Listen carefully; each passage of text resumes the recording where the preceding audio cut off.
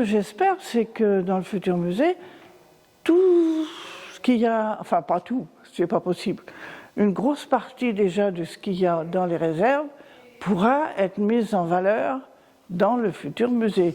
Que ce ne sera pas que des pièces de réception, mais surtout de présentation de choses qu'on ne peut pas présenter ici parce qu'il n'y a pas suffisamment de place. C'est ça l'espoir je dirais l'espoir des amis du musée, c'est que dans le prochain musée, il y ait beaucoup plus de choses de présenter, surtout.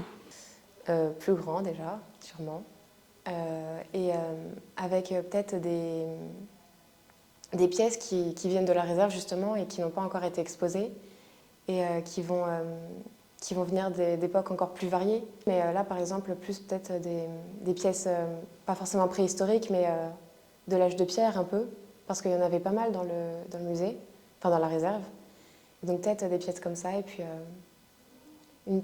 aussi une salle avec des jeux sur les Doléron ou du visionnage, je sais pas, un film peut-être. Alors comment je l'imagine? Ce qu'on sait, c'est que le musée d'aujourd'hui, il est trop petit.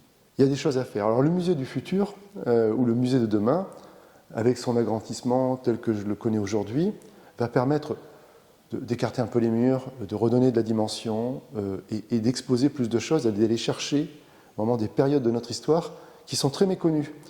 Il faut qu'à tout moment, que ce soit vers les écoles, que ce soit vers le musée, vers ses animations, que ce soit vers nous, nos actions municipales, on marque notre histoire. Parce que notre histoire, c'est nous-mêmes. Et ceux qui oublient l'histoire disparaissent. Et moi, je n'ai pas envie que l'on disparaisse. L'île d'Oléron est un territoire insulaire et singulier.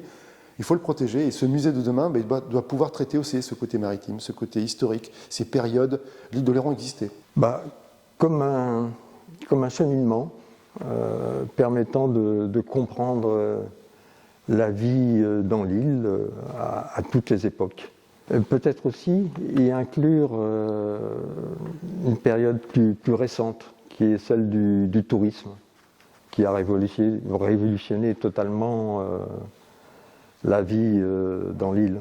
Les formations géologiques qui ont constitué l'île, l'époque romaine, la préhistoire bien sûr, et surtout si elle a été redocumentée depuis. Peut-être aussi que certaines de ces thématiques sont développées aussi dans d'autres lieux, notamment peut-être à Grand Village. Alors le futur musée, je l'imagine très bien puisque je travaille quotidiennement sur le projet d'extension. Oui, j'aimerais vraiment que ce soit un lieu incontournable, à la fois pour la conservation des collections et puis un lieu aussi incontournable pour la programmation qu'on va y faire. Que ce soit un lieu fédérateur où les habitants et les touristes se rencontrent et partagent des choses autour d'une programmation. Et j'aimerais vraiment que ça devienne un acteur primordial en fait de la vie quotidienne de l'île d'Oléron. Un musée de territoire, un vrai musée de territoire. Alors le musée sera, de mon point de vue, d'abord beaucoup plus grand.